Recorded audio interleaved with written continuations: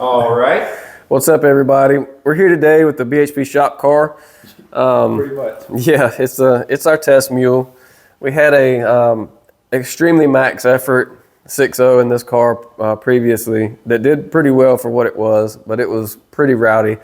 Now we've got a 440 cubic inch, 185 bore with dart and sleeves on a 5.3 GM block with the 4-inch stroke. And we did CI LS7 heads with LME's program through them, late model engines.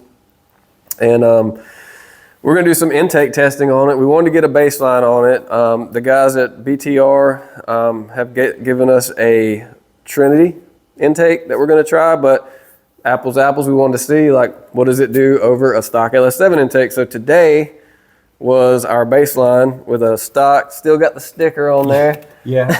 Our good friend Paul's letting us use. Yeah, Paul Falcon, LS1 Excitement, here local to us. He had one he let us use. So this is, we're super happy.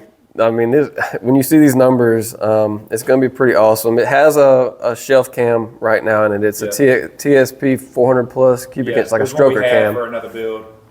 So it's just got it's very basic. Like I said, this was really just a baseline, and it's done so much better. This car went 1020s with a little bit of weight out in good weather with the 6.0 we had. And the 6.0 was making about 540. Yep.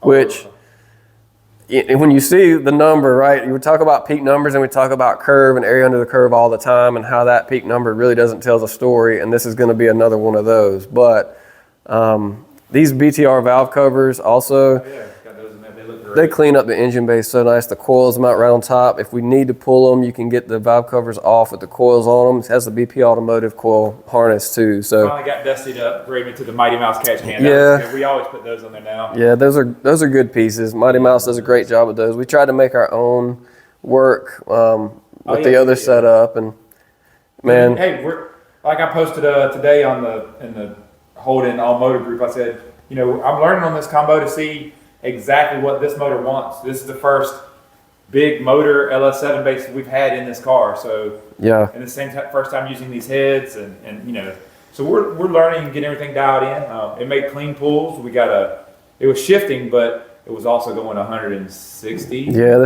we got a 292 gear in it, and that's not what we went the 1020s on. We had a 345, but we did put a 292 in it, and I don't think we lost much of anything, and you'll see why in a minute. But we're gonna go back to the 345.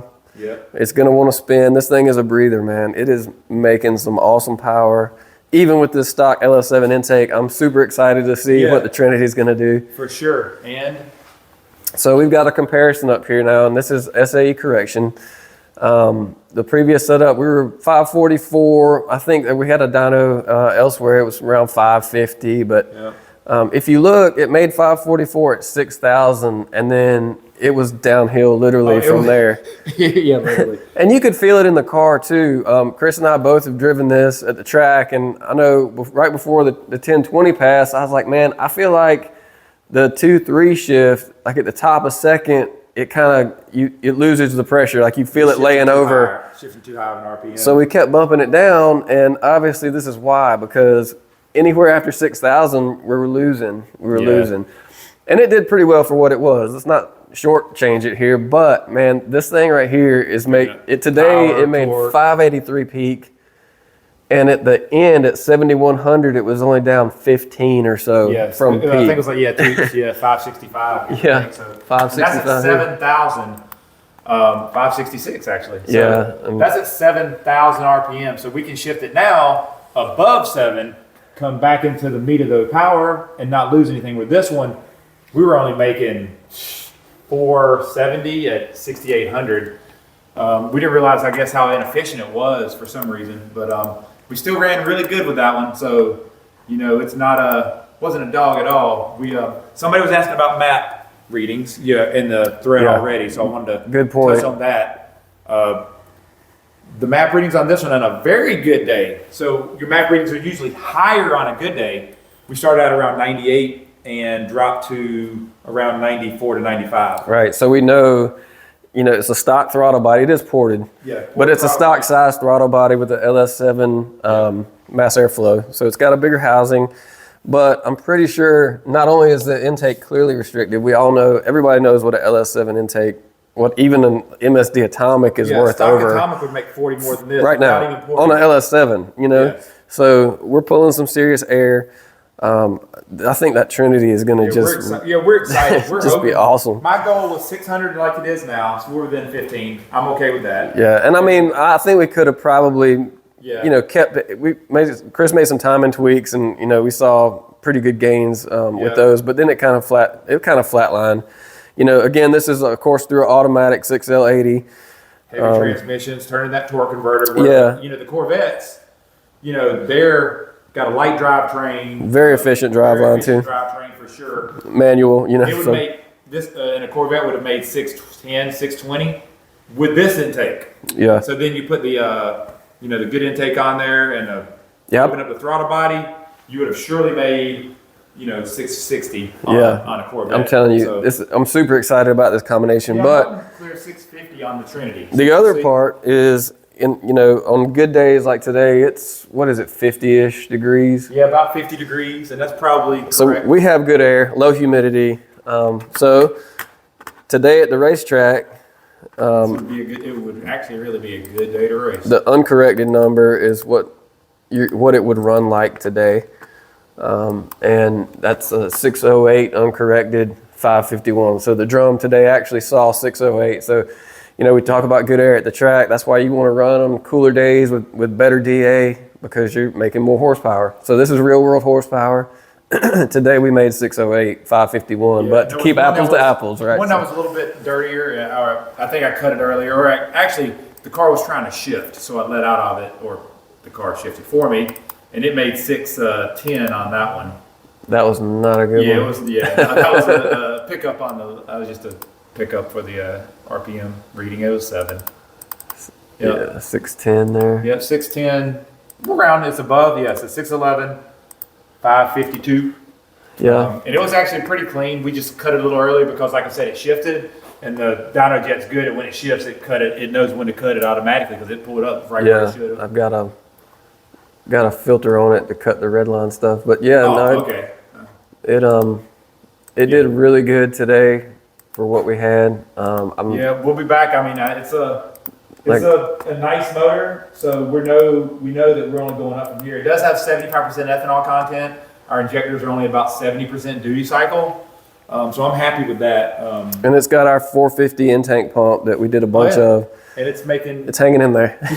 about 45 pounds of fuel pressure. We did 7,000. We did log fuel pressure. Yeah, we were worried about it because we have a fuel pressure gauge in the car, but it's obviously not correct, as we started, of course, at 57, 58 at the beginning of the pool, and it's down to 47. So, and this is at the rail, so you know, taking in the loss in the lines. But for sure. Because I didn't think about that when you get a reading on the cars that have the fuel pump control modules. They're about in the back. 5 higher. I think it's about That's 5 right. to 7 higher is what we normally see. Yep. So this would show 53. That's well within spec. As long as it stays anywhere in the 40s, I'm okay with it on a motor car. And we're still able to control their fuel. You know, if you start adding fuel and it doesn't get fatter, you know, you're losing. The other thing we can say is this motor is much happier than the old motor. It is. It's taking timing. Yeah. The old motor, it was so maxed out, I think, on some things. I think so. We were starting to add timing, and it would knock Yeah. everywhere. And you had to actually fatten that one up to try to kind of calm the knockdown. So on the track, it would spark knock a ton, and even on the dyno. So this thing's just cruising, man. Yeah. Like it's just cruising along. Yeah. So this it's not even breathing yet. This motor is ready. So you know we're almost at 600. I think 650 is my goal. That's been my goal from the beginning on the BTR intake. Maybe get some custom cam stuff and maybe go a little higher, get near that 700 number. That's our long term. Yeah, that was goal. That was like I think that's reasonable. The dream goal, I think it's reasonable. But man, just you know, peak numbers aside. Again, we know a dyno doesn't race good on a track, but peak numbers don't mean anything. But you saw the comparison graph. I think if we took this thing to the track on the same day as that 1020 pass, it's in the 9s all day long. Because it's making 120 more horsepower at 70. We never turned it. And we were shifting it there accidentally. Well, remember, because Dusty said, Man, this thing's running out. I was like, we got to shift it early. That pool's going to feel really good. I'm telling you, I'm excited. I'm excited too. And Dusty got a couple of the pools. I think it had a little bit of smoke, but we've already got that figured out. It had a little leak. You know, when you got brand new setup. Yeah, this was literally, you're seeing, like, we cranked it up last night. It's on the dyno today. Yeah, so, the video I posted yesterday on the short was literally the first start. And today's on the dyno. So yeah, and we're trying to really pump this out because we have a couple other cars already waiting in line to try to. The CID heads have dual intake bolt holes, and I just overlooked sealing up the unused ones. So it's pulling a little oil out of the lifter valley and kind of getting down the front and back of the motor. My bad. I'll fix it. It's all good. We got to pull this intake anyway. So yeah, we're not going to keep this one on here. It was just for testing. But, you know, like I said, again, thanks to BTR for getting us to set up with these valve covers, intake. We're going to do some good testing on it. Then we're going to go to the track with a 345 and that BTR intake this spring, hopefully spring, summer, you know, show out. And, you know, I'd like to get to the track before it gets too hot. I was going to say, like to get some good air. Let's see what's up. See if we can get some good air. But until next time, I appreciate it. Oh, yeah, look back in the other videos. You'll have an auto and rev video from yesterday because we've already made some pulls on it today, and he has those. It sounds good at full scene. Yeah, for sure. So anyways, until next time, appreciate it. Thank you, guys. Soon for the BTR Trinity comparison. Yep.